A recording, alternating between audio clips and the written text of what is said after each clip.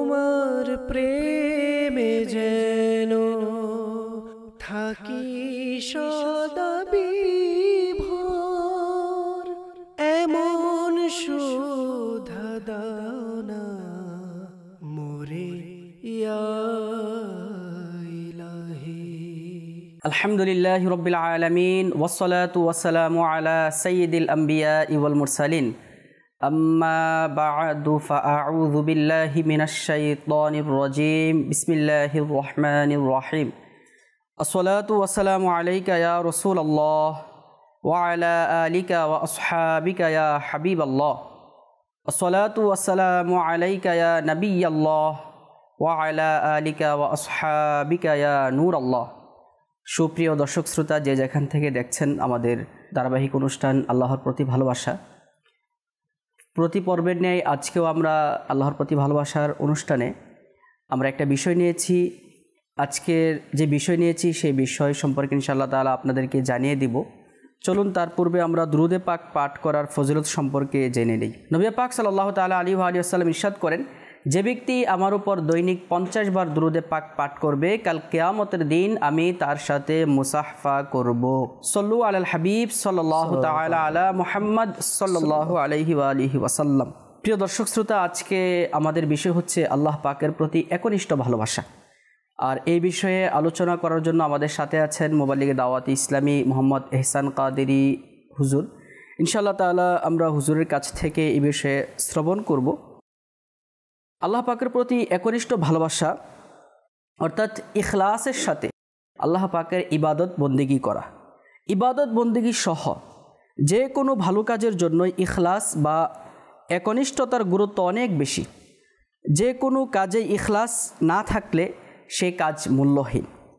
কারণ মানুষের প্রকাশ্য অপ্রকাশ্য যদি এক না হয়, ওই কাজের মধ্যে ইখলাস থাকে না। আর ইখলাসবিহীন আমল আল্লাহ পাক রব্বুল আলামিনের দরবারে গ্রহণযোগ্য নয়। তাই ইনশাআল্লাহ তাআলা আজকে আমরা এই গুরুত্বপূর্ণ বিষয় নিয়ে আমরা আলোচনা করব। চলুন আমরা হুজুরের কাছ থেকে ইখলাস সম্পর্কে জেনে নেই। আসসালামু আলাইকুম রহমতুল্লাহি ওয়া বারাকাতুহু। ওয়ালাইকুম আসসালাম কেমন আছেন? রহমতুল্লাহি ওয়া বারাকাতুহু। আলহামদুলিল্লাহ, আপনি ভালো আছেন শরীফ? জি আলহামদুলিল্লাহ। আজকে আমাদের যে অনুষ্ঠান আল্লাহর প্রতি ভালোবাসা, এই অনুষ্ঠানে ইখলাস নিয়ে আজকে আপনি বিষয় রেখেছেন। আপনাকে মোবারকবাদ যে খুব সুন্দর একটি বিষয়। কারণ কি, বান্দার প্রতিটা কাজের ইবাদতের সব কিছু ডিপেন্ড করে ইখলাসের সাথে। এখন ইখলাস কাকে বলে আমরা ইনশাআল্লাহুল কারীম আজকের অনুষ্ঠানে জানব। পাশাপাশি ইখলাস যেই সকল বান্দাদের মাঝে ছিল তাদের আমলগুলি কেমন ছিল, এবং ইখলাস সম্পর্কে কুরআনুল কারীমে এবং হাদিসে মুবারাকার মধ্যেও নবী পাক সাল্লাল্লাহু আলাইহি ওয়া আলিহি ওয়াসাল্লাম ইখলাসের বিষয়ে আমাদেরকে উম্মতি মুহাম্মাদেরকে কি নির্দেশ দিয়েছেন, তো ইনশাআল্লাহুল কারীম আমরা তা জানব। শুরুতে আমি বলবো যে আমরা সকলেই জানি এটা যে মানুষ এবং জিন জাতিকে আল্লাহ পাক তার ইবাদতের জন্য সৃষ্টি করেছেন। যে নিশ্চয়ই আমি মানুষ এবং জিন জাতিকে আমার ইবাদতের জন্য সৃষ্টি করেছি। আচ্ছা, এখানে বলা হয়েছে নিশ্চয়ই, মানুষ এবং জিনকে কার? আল্লাহর পাকের। তো এখানে কিন্তু আল্লাহ পাকের ইবাদতের কথা বলা হয়েছে। তো এখন আমরা এখান থেকে আমরা বুঝতে পারি যে ইবাদত শুধুমাত্র আল্লাহ পাকের জন্যই। তো আজকে যারা বা বাতিল যারা আমরা দেখছি বা যারা হক পথে নেই, তো তারা যদি অন্য কারো ইবাদতের দাবি করে তো নিশ্চয় এটা কোরআনে পাকের আয়াতের বিপরীত। হ্যাঁ, তো তাদের ঈমান থাকবে না।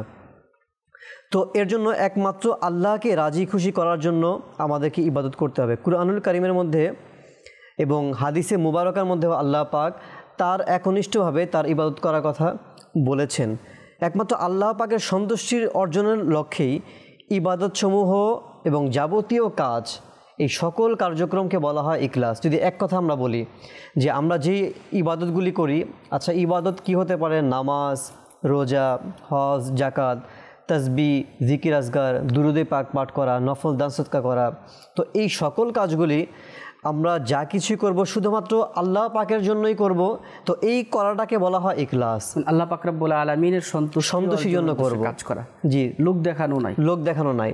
এখন ইমাম গাজ্জালী রাহমাতুল্লাহি তাআলা আলাইহি যে সুফি বুজুর্গ ছিল, দার্শনিকও ছিল তিনি ইখলাসের বিষয়ে কি বলেন, যে তিনি খুব সুন্দর একটা লিখেছেন যে তার জগৎ বিখ্যাত কিতাব কিমিয়ায়ে সাআদাতে লিখেছেন, ইখলাস সকল আমলের মূল। অর্থাৎ যত আমলই আমরা করি না কেন, সকল আমলের মূল স্তম্ভ হচ্ছে, পিলার হচ্ছে ইখলাস। সুবহানাল্লাহ। কোনো বান্দা যদি তার সারা জীবনের সামান্য মুহূর্ত আমলও খালেজভাবে তো অতিবাহিত করে, তো বলা হয়েছে ওই খালেজভাবে অর্থাৎ ইখলাসের সাথে বান্দার সারা জীবনের মধ্যে যদি সে সামান্য একটু সামান্যতম যদি আমল শুধু আল্লাহর সন্তোষিন্য করে থাকে, তাহলে বান্দার ওই সামান্য ইখলাসের আমল জান্নাতে যাওয়ার জন্য এটা যথেষ্ট হয়ে যাবে। জান্নাতে যাওয়ার জন্য শত আমল, পাহাড় পরিমাণ আমল, এটা কোনো প্রয়োজন নেই। আল্লাহ যদি চায় বান্দার সারা জীবনের আমল যদি এক পাল্লা আমরা যদি রাখি, যে এক ব্যক্তি সারা জীবন আমল করেছে, 100 বছর আমল করেছে উদাহরণস্বরূপ, কিন্তু তার আমলের মধ্যে ঘাটতি ছিল, অর্থাৎ ইখলাস ছিল না, অথবা লোক দেখানো হতে পারে, বা দুনিয়াবি কোনো মোহের কারণে হতে পারে, দুনিয়াবি চাকচিক্যতার কারণে হতে পারে, বা সমাজ রক্ষার জন্য হতে পারে, হ্যাঁ, সোসাইটি মেনটেন করার জন্য হতে পারে, বা পরিবার আত্মীয়স্বজনকে দেখানোর জন্য হতে পারে। শুধু নামাজের ক্ষেত্রে না, আমি যে কোনো ইবাদতের কথা বলছি, সেটা দান সদকা হতে পারে। তো এই সকল আমল যদি বান্দা 100 বছরও করবে না কেন, আর অপর দিকে যদি একজন বান্দা শুধু 2 রাকাত নামাজ পড়লো ইখলাসের সাথে, তো বলা হয়েছে যে তার ওই 1000 বছর, 100 বছর ওই ইবাদত, ইখলাসবিহীন ইবাদত থেকে তার 2 রাকাত ইখলাসওয়ালা নামাজ সবচেয়ে বেশি উত্তম বলা হয়েছে। ইখলাস সম্পর্কে যদি একটা হাদিসে কারিমাতে আমি স্টাডি করেছি, জি, নবী পাক সাল্লাল্লাহু তাআলা আলাইহি ওয়াসাল্লাম একটা বড় একটা হাদিস শরীফ, আমি তার সারাংশটা বলছি। জি, নবীজি সাল্লাল্লাহু তাআলা আলাইহি ওয়াসাল্লাম ইরশাদ করেন, কিয়ামতের দিন আল্লাহ পাক রব্বুল আলামিন একজন শহীদকে ডাকবে।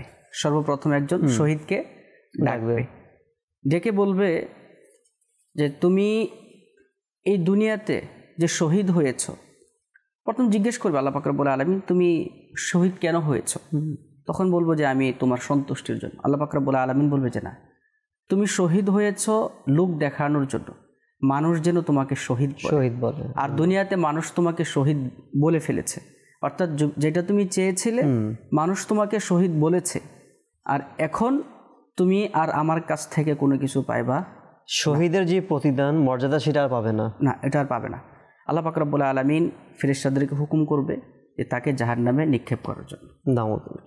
তারপর আল্লাহ পাক রব্বুল আলামিন একজন আলিম সাহেবকে ডাকবেন, জিজ্ঞেস করবে যে তুমি যে ইলম অর্জন করেছ, মানুষকে শিখিয়েছ, তার কারণ কি, মানে কি উদ্দেশ্য ছিল, তার নিয়ত কি ছিল? তখন সে উত্তর দিবে যে আমি তোমার সন্তুষ্টি অর্জনের উদ্দেশ্যে এগুলো করেছি। আল্লাহ পাক রব্বুল আলামিন বলবে যে না, তুমিও লোক দেখানোর জন্য এই কাজগুলো করেছো, সুতরাং তোমাকে মানুষ আলিম বলেছে, সম্মান করেছে, তুমি যেটা মানুষের কাছে চেয়েছিলে মানুষ তোমাকে দিয়ে দিয়েছে। আসলে আমাদের অন্তরে শরীফ ভাই যা আছে এটা কিন্তু আল্লাহ পাক বুঝে, আল্লাহ পাক রব্বুল আলামিন জানেন, আল্লাহ পাক সবার অন্তরের খবর রাখে, জানেন। এখন আমরা যেটা করছি, আমার অন্তরে যদি মানুষ হয়, লোক দেখানো হয়, সেটা কিন্তু মানুষ বুঝবে না, কিন্তু আল্লাহ পাক কিন্তু আল্লাহ পাক রব্বুল আলামিন জানে। সুবহানাল্লাহ। অতঃপর ওই আলিমকে হুকুম করা হবে যে সে যেহেতু দুনিয়ার মানুষের জন্য ইলম শিখেছে, তাহলে দুনিয়ার মানুষ তাকে আলিম বলেও দিয়েছে। অর্থাৎ যা সে দুনিয়াতে চেয়েছিল মানুষ তাকে দুনিয়াতে আলিম বলেছে এবং তার সম্মানও করেছে। এখন আখিরাতে আমার কাছে তার কোনো সওয়াব নাই, তাকে জাহান্নামে নিক্ষেপ করা হবে। তার পরবর্তীতে একজন দানশীল ব্যক্তিকে নিয়ে আসবে, দানশীলকে ডাকবে, ডেকে আল্লাহ পাক রব্বুল আলামিন বলবে তুমি যে দুনিয়াতে দান করেছিলে ওটা আমার সন্তুষ্টির জন্য ছিল না, মানুষ তোমাকে দাতা বলবে, সেজন্য তুমি দান করেছো, সুতরাং মানুষ তোমাকে দাতাও বলছে, তোমাকে সম্মানও করছে, মানুষের কাছে তুমি যা চেয়েছিলে মানুষ তোমাকে দিয়েছে, আমার কাছে তোমার কোনো কিছু নেই। ফেরেশতাদেরকে আল্লাহ পাক রব্বুল আলামিন হুকুম করবে যে তাকে জাহান্নামে নিক্ষেপ করো। নবী পাক সাল্লাল্লাহু তাআলা আলাইহি ওয়া সাল্লামের হাদিস শরীফের সারাংশ আমি বলেছি। এখান থেকে হুজুর যে জিনিসটা বুঝে আসে সেটা হলো, আমি যদি আলিমও হই, আমি যদি হাফেজও হই, আমি যদি কারিও হই, আমি যদি দানশীলও হই, আমি যত বড়ই নেককার বান্দা হই না কেন, আমার অন্তরে যদি আল্লাহ পাক রব্বুল আলামিনের একনিষ্ঠতা, আল্লাহ পাক রব্বুল আলামিনের জন্য খুলুসিয়াত, ইখলাস না থাকে, তাহলে তার কোনো, অর্থাৎ আমার কোনো আমলই কাজে আসবে না। আল্লাহ পাক রব্বুল আলামিন আমল তখনই কবুল করবে যখন আমাদের আমলের মধ্যে ইখলাস থাকবে, খুলুসিয়াত থাকবে। এখন আজকে আপনি যে ঘটনাটা বললেন হাদিসে পাকের মধ্যে, যে ওই শহীদ, ওই দানশীল ব্যক্তি এবং ওই আলিম সাহেব, এই সকলের উদ্দেশ্য কিন্তু এটাই ছিল যে লোক দেখানো। এখন লোকে কি বলবে, লোকে আমাকে হাফিজ বলুক আর না বলুক, এখন লোকে আমাকে শহীদ বলুক আর না বলুক, কিন্তু আমি কি আল্লাহ পাকের সেই সন্তুষ্ট অর্জন করতে পেরেছি? তাহলে কাল মানুষ তো ঠিকই বলবে। ওই সমস্ত ব্যক্তিদের কিন্তু ভয় করা উচিত এই হাদিসে পাক থেকে। জি জি, অবশ্যই। দর্শকবৃন্দ যারা আজকে শুনছে, এটা কিন্তু অবশ্যই ভয় করা উচিত। এখানে শুধু যে শহীদরা ভয় করবে, যারা শহীদ হওয়ার জন্য আকাঙ্ক্ষা করে, এমনটা না, আলিম সাহেবরা ভয় করবে এমনটা না। আমাদের প্রত্যেকটা আমরা সাধারণ পার্সন যারা আমরা নিজ নিজভাবে আমরা কোনো কিছুই চাই না, কিন্তু আমরা আমল যেটা করছি কোন উদ্দেশ্যে করছি, আমাদের নিজের আমলের নিয়তকে আগে যাচাই করতে হবে যে আমি এই আমলটা কেন করছি। তো এর জন্য দেখবেন আলহামদুলিল্লাহ দাওয়াতি ইসলামের মধ্যেও শরীফ ভাই আমির আহলে সুন্নত সকলকে এই তরবিয়ত দিয়েছে, উৎসাহিত করেছে যেন আমরা নিয়তের বিষয়ে সবার আগে আমরা উৎসাহিত করি, সবার আগে আমরা নিজের নিয়তকে আগে যাচাই করি। এই জন্য ইমাম বুখারী রহমতুল্লাহ তাআলা আলাইহি উনি বুখারী শরীফের প্রথম হাদিসই নিয়তের উপরে নিয়ে এসেছেন। সুবহানাল্লাহ। কারণ বান্দা যদি সারা জীবনও নেক কাজ করে আর যদি তার উদ্দেশ্য এটা না হয় যে আল্লাহ পাক রব্বুল আলামিনের সন্তুষ্টি, অর্থাৎ আল্লাহ পাক রব্বুল আলামিনের সন্তুষ্টি যদি তার না হয়, তাহলে তার এই আমল কোনো কাজেই আসবে। এখন কিছু এক্সাম্পল আমি দেই, যেমন আমাদের সমাজের মধ্যে দেখা যায় যে আজকে আমি এটা মনে করছি যে আমি এখন বয়স্ক হয়ে গেছি, আমি এখন এলাকার মধ্যে আমি সম্পদশালী, আমার সকলের কাছে আমি একদম সুনামধন্য যে আমি অনেক বড় সম্পদশালী। এখন আজকে আমি যদি হজ না করি তাহলে মানুষ আমাকে কি বলবে, যে মানুষের জন্য হজ, হ্যাঁ মানুষের জন্য। এখন অনেকের ইগোতে আসে এটা যে আমার এত সম্পদ রয়েছে, এখন আমি যদি হজে না যাই, অনেক মধ্যবিত্ত অনেক গরিবদেরকে দেখা যাচ্ছে যে তারা অনেক কষ্ট করে হজে যাচ্ছে, এখন আমি দানবীর, আমি এখন মানুষ কি বলবে।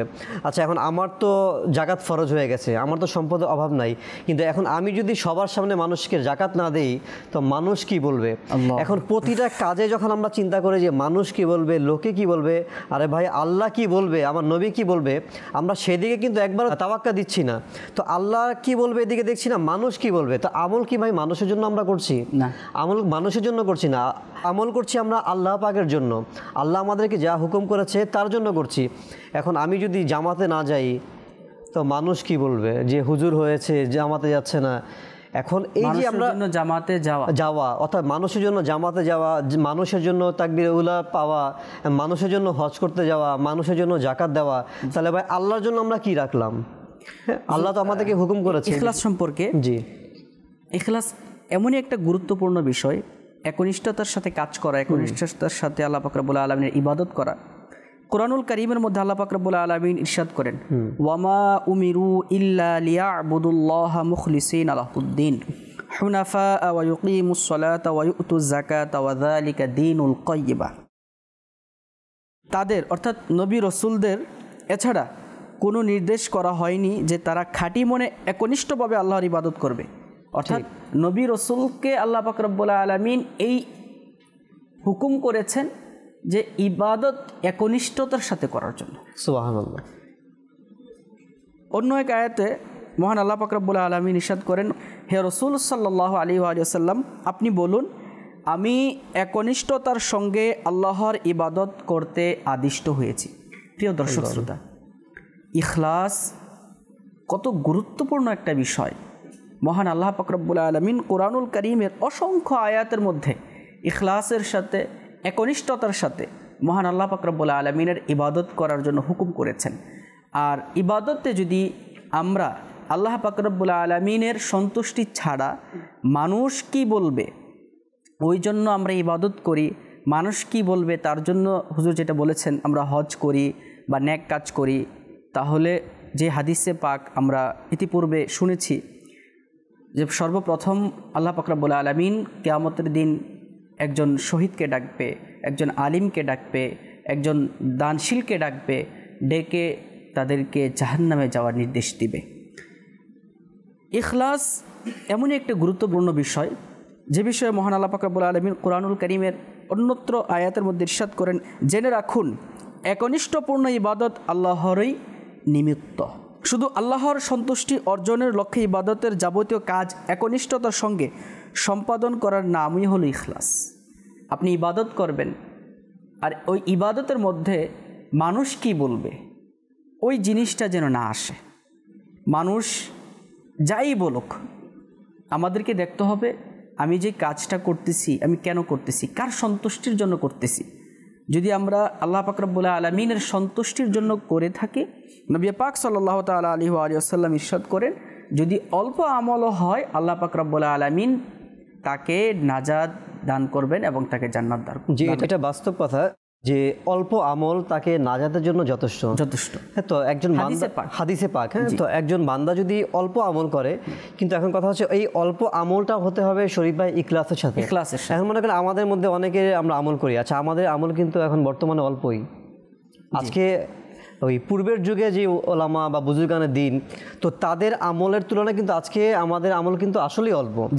এখন অল্প আমল হলে যে নাজাত হবে বিষয়টা আমি ক্লিয়ার করছি, যে অল্প আমল কিন্তু সেটা হতে হবে ইখলাসের সাথে হতে হবে, তাহলে সেই আমলটা আমার নাজাতের জন্য যথেষ্ট হবে। জি, বিশ্বর হাফিজ রহমতুল্লাহ তাআলা আলাইহির যে ওয়াকিয়াটা, জি, উনি মদ্যপায়ী ছিলেন, জি জি, মদ পান করার জন্য যাচ্ছিলেন, রাস্তায় আল্লাহ পাক রব্বুল আলামিনের নাম উনি দেখলেন, কুড়িয়ে উঠালেন, আতর লাগালেন, সম্মানের সাথে আল্লাহ পাক রব্বুল আলামিনের নামটাকে উঁচু স্থানে রাখলেন। আল্লাহ পাক রব্বুল আলামিনের প্রতি ওনার ভালোবাসাটা, ইখলাসের সাথে ওনার কাজটা আল্লাহ পাক রব্বুল আলামিনের এত পছন্দ হয়েছে, ওই যুগে হযরত বিশর হাফিজ রহমতুল্লাহ তাআলা আলাইহির জন্য আল্লাহ পাক রব্বুল আলামিনের প্রিয় মাহবুব ওলির কাছে আল্লাহ পাক রব্বুল আলামিন পয়গাম পাঠালেন যে বিশরকে গিয়ে বলো আমি বিশরকে ক্ষমা করে দিই। সুবহানাল্লাহ, যে তুমি আমার নামকে যেভাবে উঁচু করেছো আমিও তোমার শানকে উঁচু করে দিলাম। তো আসলে উদ্দেশ্য হচ্ছে এটাই। দেখেন বিশর হাফিজ যে ঘটনা বললেন, এভাবে আমরা অসংখ্য ওকে আরও দেখবো, বা আমরা যদি কিতাব অধ্যয়ন করি আমরা বুঝতে পারবো যে যুগে যুগে যারা ক্ষমা পেয়েছেন, তো এই ক্ষমা পাওয়ার এবং যারা নাজাত পেয়েছেন, তো এই দুইটার মধ্যে কিন্তু পার্থক্য হচ্ছে ইখলাস, অর্থাৎ একনিষ্ঠতা। তো এখন ওই বিশর হাফি মানুষ কি বলবে, আরে এই কালামটা পড়ে আছে, এখন মানুষের দিকে চিন্তা করেন, তিনি চিন্তা করেছেন হায় আল্লাহ পাকের কালাম, আল্লাহ পাকের নাম মোবারক এখানে রয়েছে। আচ্ছা, এখন আমার মধ্যে শরীফ ভাই আমি নিজে বুঝবো কি করে যে আমার মধ্যেও কি ইখলাস আছে কি না? তো অনেক সময় হয় না যে আমরা ইখলাস নিয়ে আলোচনা করছি, যে ঠিক আছে অনেক সময় আমরা বলি যে ভাই আমরা তো আমল আল্লাহর জন্যই করে থাকি। তো এখন অনেক সময় দেখা যায় যে আমাদের উদ্দেশ্য আসলে আল্লাহ পাকের জন্যই, কিন্তু অনেক সময় আমাদের নফস এটাকে বিপরীত দিকে নিয়ে যায়। তো আমরা নিজেরাও জানি না, আমাদের অজান্তেই তো দেখবেন ওই আল্লাহ পাকের সন্তুষ্টতাকে বাদ দিয়ে আমরা মানুষ দেখানোর জন্য একটা রিয়া হয়ে যায় আমলের মধ্যে। আচ্ছা, আমরা না চাইলে হয়ে যায়, কারণ শয়তান আমাদেরকে ধাবিত করে ওই দিকে। এখন মনে করেন আমি কি করে বুঝবো? আজকে আমি ঘরে নামাজ পড়লাম, উদাহরণস্বরূপ আমি ঘরে নামাজ পড়লাম, অনেক দ্রুত নামাজ পড়লাম ঘরে, তাড়াতাড়ি করে কিরাত অনেক দ্রুত পাঠ করলাম, রুকু সিজদা অনেক দ্রুত পাঠ করলাম। ঠিক ওই ব্যক্তি আমি মসজিদে যখন নামাজ পড়লাম, আশেপাশে আরও অনেক মুসল্লি, ঘরে আমার 4 রাকাত নামাজ পড়তে লাগছে 2 মিনিট, কিন্তু মুসল্লিদের সামনে আমার নামাজ পড়তে লাগছে 8 মিনিট। আমি নিজেই বুঝতে পারবো আমার মধ্যে ইখলাস কতটুকু রয়েছে।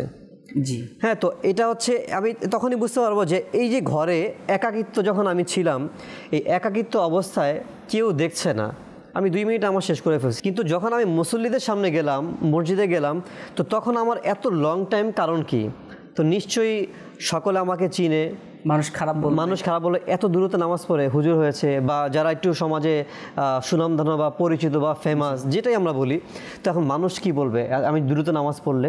তো আমি কি করলাম, একটু নামাজটাকে একটু আরও দেরি করে করলাম, হ্যাঁ, অনেক সময় নিয়ে পড়লাম, যেন আমার নামাজটা মানুষ যেন এটা বুঝতে পারে যে আমি সুন্দরভাবে নামাজ আদায় করতেছি। তাহলে এখানে কিন্তু বোঝা যাবে তার আমলের মধ্যে যে এটা কি রিয়া ছিল নাকি ইখলাসের সাথে আমলটা ছিল। বর্তমান যুগে ইখলাসের, একনিষ্ঠতার কতটা গুরুত্বপূর্ণ যদি আমরা একটু দেখি, সৃষ্টির সেবা খুব ভালো কাজ, অবশ্যই।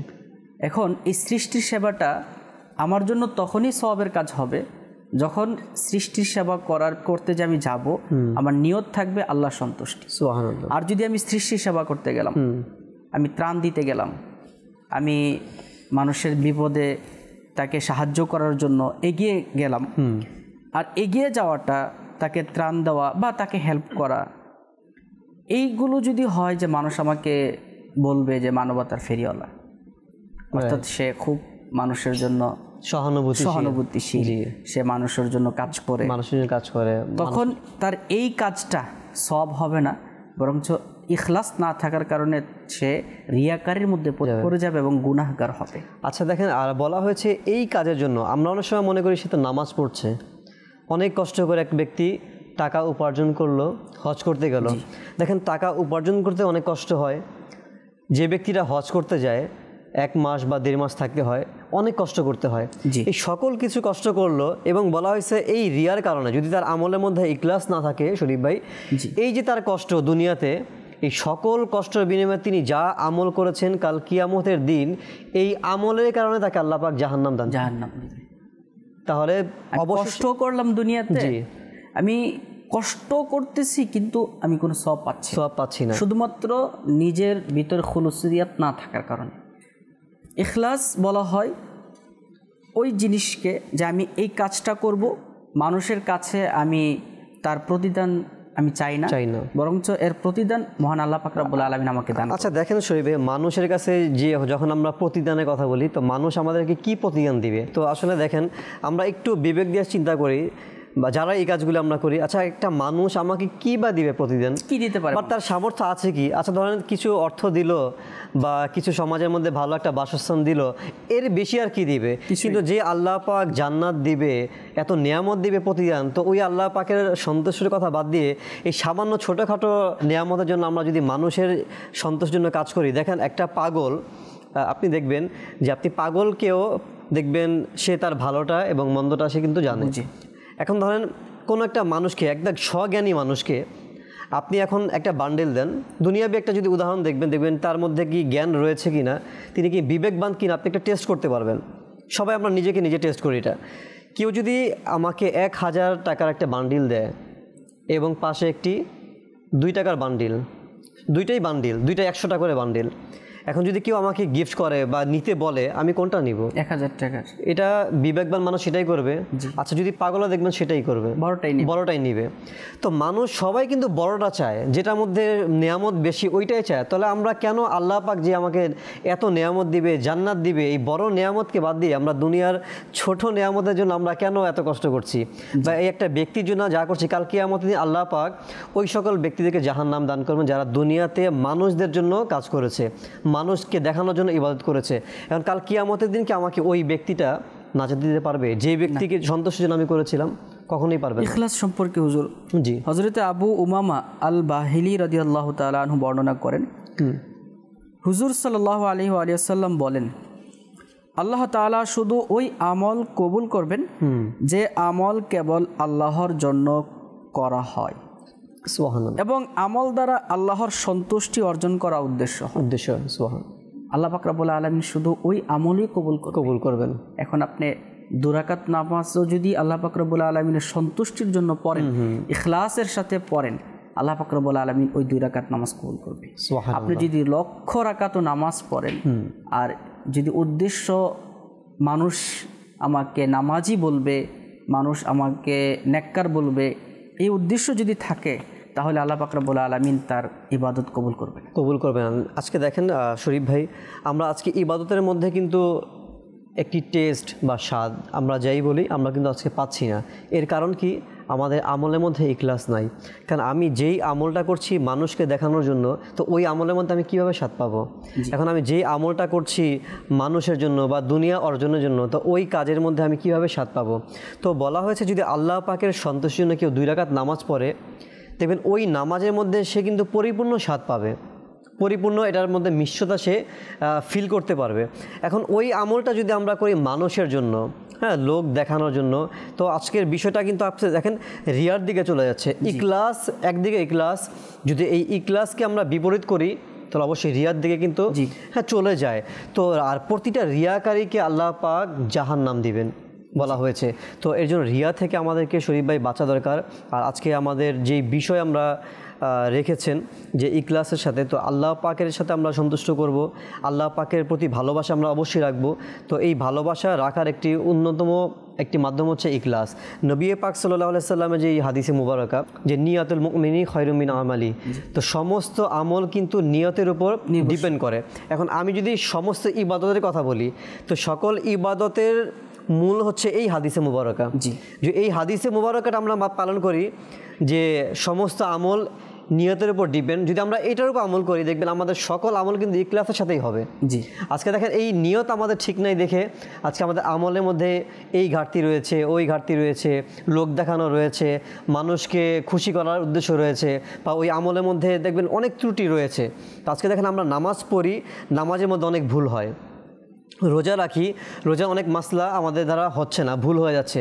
আচ্ছা, এই ভুলগুলো আমরা সংশোধন কেন করছি না শরীফ ভাই? যদি আমি নিজে আমরা প্রশ্ন করি যে আমার আজকে 50 বছর ধরে আমি নামাজ আদায় করে যাচ্ছি, এই 50 বছর নামাজে আমি টেস্ট পাচ্ছি না, এই নামাজের মধ্যে আমার ভুল হচ্ছে, এরপর আমি কারেকশন কেন করছি না? এটাতে আমার যেটা মনে হয় হুজুর, অনেক সময় আমাদের আমিত্বর কারণে আমরা হয়তো বা গিয়ে বলি না হুজুরের কাছে বা আলিম সাহেবের কাছে, বা যে ব্যক্তি জানে যে আমি এই বিষয়টা জানি না, আপনি আমাকে শিখিয়ে দেন। আমরা মনে করি যদি আমি যাই তার কাছে শিখতে, আমি ছোট হয়ে যাব।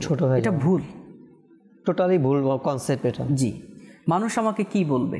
আমি যদি ওর কাছ থেকে শিখি, আমি তো ছোট হয়ে যাব, আমি ওর কাছ থেকে কেন শিখবো? আচ্ছা, মানুষ বলবে আমি এত বড় হয়ে গেছি, এত বয়স হয়ে গেছে, এখনো নামাজের মাসলা জানে না, মানুষ কি বলবে আমাকে?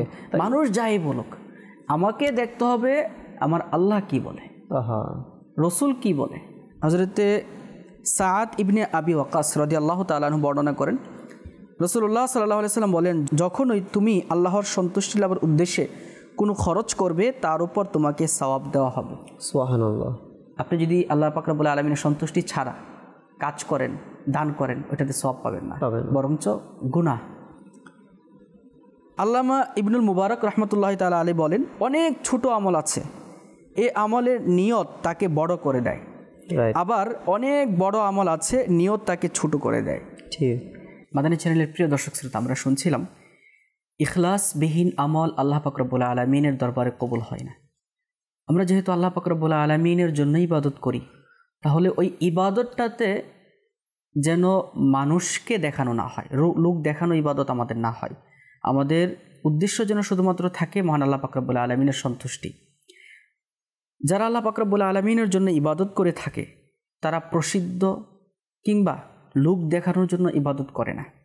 তারা চায় না যে তাদের এই আমলগুলো অন্য মানুষ জানুক। তারা সবসময় চায় যে আমি যে কাজটা করেছি, আমি যে নেক কাজটা করেছি, এই কাজটা শুধুমাত্র আল্লাহ পাক রব্বুল আলামিনই জানুক। আল্লাহ পাক রব্বুল আলামিন ছাড়া আমার এই কাজ কেউ না জানুক। আল্লাহ পাক রব্বুল আলামিন আমাদেরকেও গোপনে নেক আমল করার এবং ইখলাসের সাথে আমল করার তৌফিক দান করুন। আমিন। প্রিয় দর্শক শ্রোতা, আজকে এখানেই শেষ করছি। আগামী পর্বে ইনশাআল্লাহ তাআলা আরেকটি নতুন বিষয় নিয়ে আপনাদের সামনে উপস্থিত হব। ততক্ষণ পর্যন্ত ভালো থাকুন, সুস্থ থাকুন, মাদানী চ্যানেল দেখতে থাকুন। সল্লু আলাল হাবিব সাল্লাল্লাহু তাআলা আলা মুহাম্মদ সাল্লাল্লাহু আলাইহি ওয়া আলিহি ওয়াসাল্লাম। তোমার প্রেমে যেন থাকি সদা বিভোর, এমন সুধা দাও না মোরে ইয়া